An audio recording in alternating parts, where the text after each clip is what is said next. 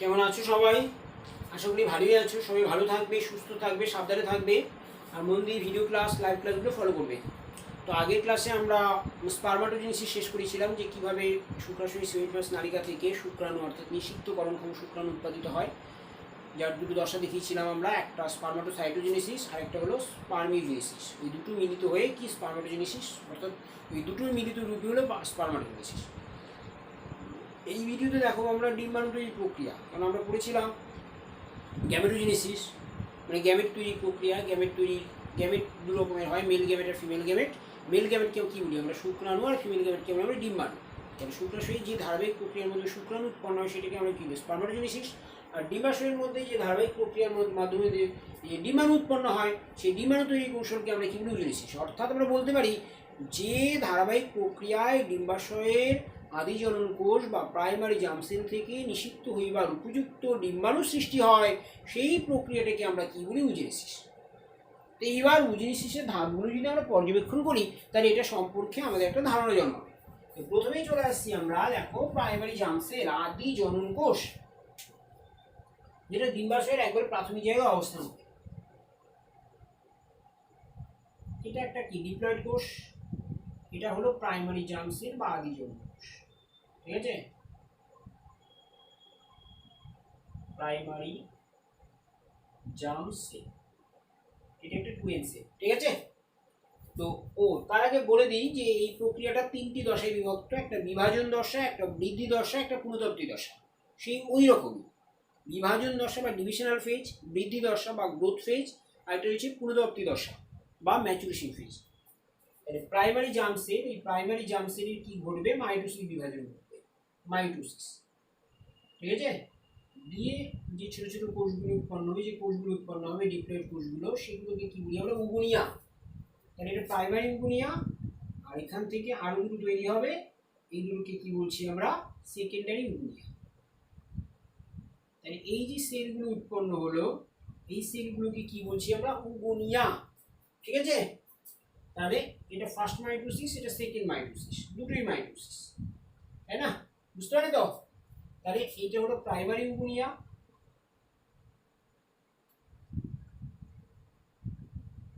এটা হলো সেকেন্ডারি উগুনিয়া। সবই কিন্তু 2n, যেহেতু মাইটোসিস বিভাজন ঘটেছে। ঠিক আছে, তাহলে এই ফেজটাকে কি বলছি আমরা? বিভাজন দশা। বিভাজন দশা, বোঝা গেল? তাহলে প্রাইমারি জার্ম সেল একটা ডিপ্লয়েড কোষ, এটা মাইটোসিস পদ্ধতিতে বিভাজন ঘটে। বিভাজন ঘটে মানে এটা বারবারই বিভাজন হয়। বিভাজন ফলে আমি দুটো দেখালাম, বিভাজনের ফলে যে সেলগুলো উৎপন্ন হয় সেগুলোকে কি বলি আমরা? উগুনিয়া। কি বললাম? উগুনিয়া। প্রথমে যে কোষগুলো উৎপন্ন হলো তাদেরকে আমরা কি বলছি? প্রাইমারি উগুনিয়া। আর পরের বার যে কোষগুলো উৎপন্ন হবে সেগুলোকে আমরা বলছি সেকেন্ডারি উগুনিয়া। পরের সাথে একটা করে দেখাচ্ছি, এই যে সেকেন্ডারি উগুনিয়া বা উগুনিয়া, উগুনিয়াই ধরছি, এই উগুনিয়া সেলটা এবার মিয়োসিস বিভাজনে প্রস্তুত হয়। অর্থাৎ এই কোষটা এবার আকারে বেশ বড় হয়। মানে আমরা জানি কোষের বিভাজন হতে গেলে কোষটার একটা আয়তন, মানে অর্থাৎ আকারটা বা আয়তন অনেক বড় হতে হবে। তার ভেতরে কোষাণুর সংখ্যা দ্বিগুণ হতে হবে, তার ভেতরে পুষ্টি উপাদান সঞ্চিত হতে হবে, তার মধ্যে খাদ্য জমা হতে হবে, তার মধ্যে ডিএনএ তৈরি হতে হবে, তার মধ্যে আরএনএ তৈরি হতে হবে, তার মধ্যে প্রোটিন তৈরি হতে হবে, তার মধ্যে এটিপি তৈরি হতে হবে। অর্থাৎ এই সকল কার্যগুলো কিন্তু এই দশাতে সম্পন্ন হয়, এবং এই দশাতে এই উগুনিয়া কোষটা আকারে বেশ বড় হয়ে যায়, এবং এর মধ্যে খাদ্য উপাদান, এই নিউক্লিয়াসটা সুস্পষ্ট হয়, সাইটোপ্লাজমটা বেশ গাঢ় হয়, এর মধ্যে কুসুম জমা হয় এক জায়গায়, কুসুম সঞ্চিত হয়। ঠিক আছে, তখন এই মানে বড় কোষটাকে আমরা কি বলি? প্রাইমারি ইউসাইট। এবং এই যে ফেজটা, এই যে দশাটা, এই দশাটাকে আমরা বলি বৃদ্ধি দশা বা গ্রোথ ফেজ। এটাকে কি বলছি আমরা? বৃদ্ধি দশা বা গ্রোথ ফেজ। এবং এই যে সেলটা পেলাম, এই সেলটাকে আমরা কি বলছি? প্রাইমারি ইউসাইট। এটাও কিন্তু একটা 2n সেল, কেন? এটা মিয়োসিস করবে, তাই না? এই গ্রোথ ফেজটাকে আমরা দুটো দশায় ভাগ করতে পারি। সেটা আমরা অতটা বলছি না, বলে দিচ্ছি। প্রথম পর্যায়টার নাম হলো প্রিভাইটেরিওজেনেসিস, আর দ্বিতীয় ফেজটাকে বলে ভাইটেরিওজেনেসিস। প্রথম পর্যায়ে কি হয়? মানে কোষটা আকারে বড় হচ্ছে, নিউক্লিয়াস সুস্পষ্ট হচ্ছে, সাইটোপ্লাজম গাঢ় হচ্ছে, কোষাঙ্গাণুর সংখ্যা বৃদ্ধি পাচ্ছে, কিন্তু কুসুমের আবির্ভাব ঘটছে না। যে দশায় এই ঘটনাগুলো ঘটছে সেইটাকে আমরা কি বলি প্রিভাইটোজেনেসিস। আর গ্রোথ ফেজের যে পর্যায়ে কুসুম সৃষ্টি হচ্ছে, কেন কুসুম না হলে হবে না তো, ভ্রূণের খাদ্যই তো কুসুম। যে দশায় কুসুম তৈরি হচ্ছে, এই যে কুসুম, এটা হলো কুসুম, এইগুলো বা ইয়ক। যে দশায় কুসুম জমা হচ্ছে সেই দশাটাকে কি বলছি আমরা ভাইটোজেনেসিস। তাহলে এটাকে আমরা দুটো ফেজে ভাগ করছি, গ্রোথ ফেজকে, একটা প্রি ভাইটোজেনেসিস আর একটা হলো ভাইটোজেনেসিস। প্রি ভাইটিএলওজিইএনইএসআইএস, একটা ভাইটিএলওজিইএনইএসআইএস। ঠিক আছে। প্রি ভাইটোজেনেসিসে হলো কুসুমের আবির্ভাব ছাড়া অন্যান্য, অর্থাৎ কোষটা আকারে বড় হচ্ছে, তার মধ্যে খাদ্য উপাদান জমা হচ্ছে, পুষ্টি উপাদান জমা হচ্ছে, এটিপি, ডিএনএ, আরএনএ, প্রোটিন, এগুলো সব তৈরি হচ্ছে, কিন্তু কুসুমের আবির্ভাব ঘটছে না। তো যে দশায় কুসুমের আবির্ভাব হচ্ছে তাকে বলে ভাইটোজেনেসিস। এবার এ কি হচ্ছে, এই দশায় এ কি করছে না মিউসিস বিভাজনের উপযুক্ত হয়ে যাচ্ছে। এবার আমরা জানি মিউসিস দুটো ভাগে ভাগ করা হয়, একটা ফার্স্ট মিউসিস, একটা সেকেন্ড মিউসিস। তাহলে মিউসিসে কি হয়, একটা ডিপ্লয়েড থেকে হ্যাপ্লয়েড হয়। তাহলে প্রথম মিউসিস, ফার্স্ট মিউসিস, প্রথম মিউসিসের ফলে এই প্রাইমারি ইউসাইট থেকে দুটো অসমান কোষ উৎপন্ন, একটা ছোট কোষ আর একটা বড় কোষ। এই যে বড় কোষটা পেলাম, এই বড় কোষটাকে আমরা কি বলি সেকেন্ডারি ইউসাইট। কি বলি এটাকে আমরা, কি বলছি সেকেন্ডারি ইউসাইট। সেকেন্ডারি ইউসাইট এটা কি এন সংখ্যক, যেহেতু মিউসিস করছি। একটা ছোট্ট কোষ পেলাম, এটাকে আমরা কি বলি ফার্স্ট পোলার বডি। এটাকে আমরা কি বলি ফার্স্ট পোলার বডি বা প্রথম পোলার বডি। আসছি পোলার বডিতে আসবো, তাই না।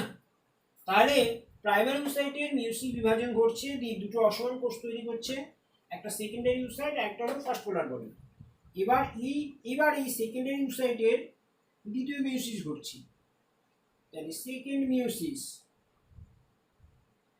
দ্বিতীয় মিউসিসের ফলে আবার দুটো অসমান কোষ উৎপন্ন হচ্ছে, একটা বড় কোষ উৎপন্ন হচ্ছে আর একটা ছোট কোষ উৎপন্ন হচ্ছে। এই বড় কোষটাকে আমরা কি বলছি ওভাম বা ডিম্বাণু। এইটাই হলো ডিম্বাণু, ওভাম বা ডিম্বাণু। আর যে ছোট কোষটা উৎপন্ন হচ্ছে এটাকে কি বলছি আমরা সেকেন্ড পোলার বডি। এটাকে কি বলছি আমরা দ্বিতীয় পোলার বডি বা সেকেন্ড পোলার বডি, পোলার বডি, তাই না। ইতিমধ্যে ফার্স্ট যে পোলার বডি, সেই পোলার বডিটার আবার কি সেকেন্ড মিউসিস ঘটছে, তার আবার সেকেন্ড মিউসিস ঘটছে, তার ফলেও দুটো পোলার বডি তৈরি হচ্ছে, তাই না। তাহলে এই দশার শেষে আমরা দেখতে পেলাম একটা প্রাইমারি ইউসাইট থেকে চারটি অসমান কোষ তৈরি হচ্ছে, তাদের মধ্যে একটা হলো ডিম্বাণু যেটা নিষেকে সক্ষম, আর তিনটি হলো ভ্রূণ গঠনে অক্ষম পোলার বডি তৈরি করছে। এই পোলার বডিগুলোতে কিন্তু কোনো মানে খাদ্য বা কুসুম কুসুম এগুলো জমা থাকছে না, তাই না। এতে নামমাত্র সাইটোপ্লাজম থাকছে, নিউক্লিয়াসটা সুস্পষ্ট, আকারে কোষটা যথেষ্ট ছোট, হ্যাপ্লয়েড সংখ্যক ক্রোমোজোম বিশিষ্ট, তাই না। যেহেতু কুসুম জমা থাকছে না তার জন্য কিছুদিন পরে বা কিছু সময়ের মধ্যে এই কিন্তু মারা যাচ্ছে।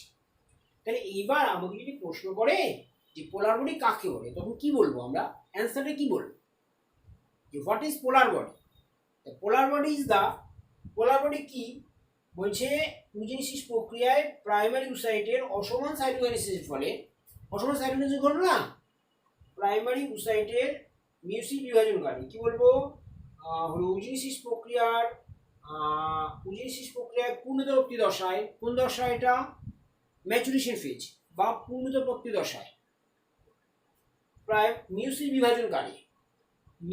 বিভাজনকারী প্রাইমারি ইউসাইটের অসমান সাইটোকাইনেসিসের ফলে উৎপন্ন ক্ষুদ্র গোলাকার বা ক্ষুদ্রাকৃতি গোলাকার হ্যাপ্লয়েড সংখ্যক ক্রোমোজোম বিশিষ্ট কুসুমবিহীন নিষেকে অক্ষম যে ছোট কোষগুলো সৃষ্টি হচ্ছে, সেই কোষগুলোকে কি বলছি আমরা পোলার বডি।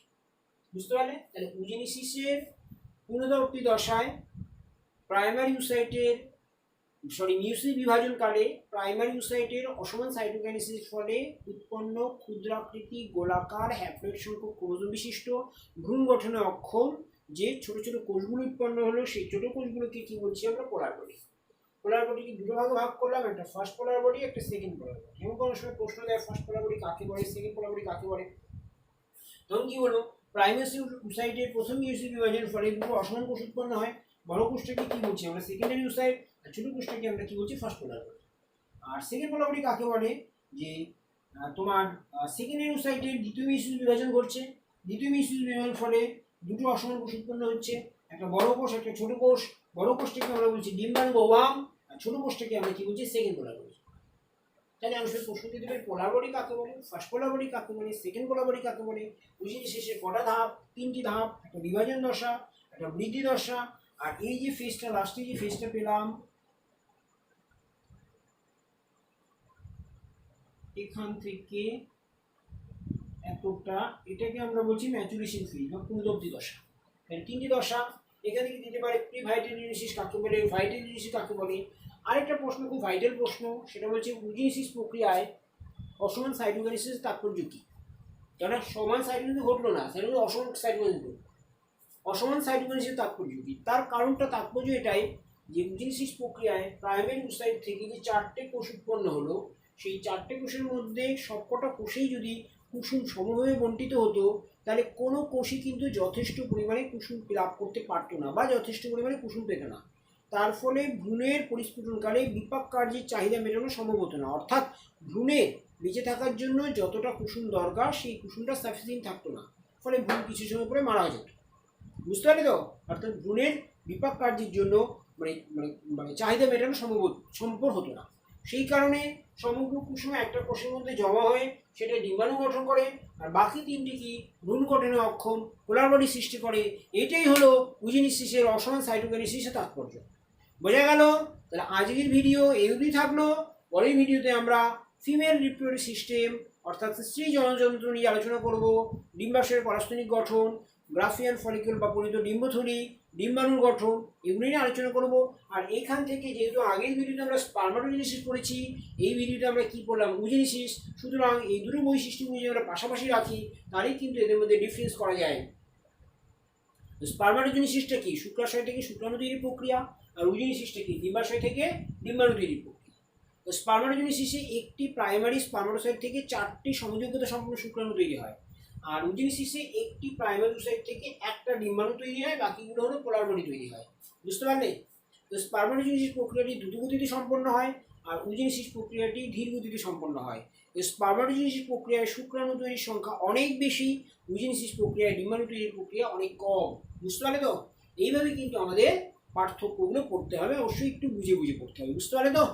ওখানে আমরা একটা টার্ম পড়েছিলাম স্পার্মিয়েশন কাকে বলে, এখানে একটা টার্ম পাবো ওভ্যুলেশন কাকে বলে। অর্থাৎ যখন ডিম্বথলিটা পরিণত হয়ে যাচ্ছে, তখন পরিণত ডিম্বথলি ফেটে গিয়ে ডিম্বাণু বেরিয়ে যাচ্ছে, তখন সেই ঘটনাকে আমরা কী বলি ওভ্যুলেশন, তাই না?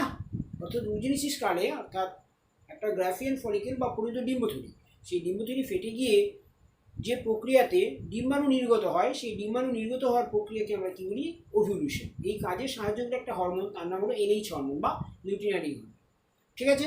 তো আজকের ভিডিও অবধি, পরের ভিডিওতে আমরা ফিমেল রিপ্রোডাক্টিভ সিস্টেম নিয়ে আলোচনা করব। সবাই ভালো থেকো, শুভরাত্রি, ধন্যবাদ।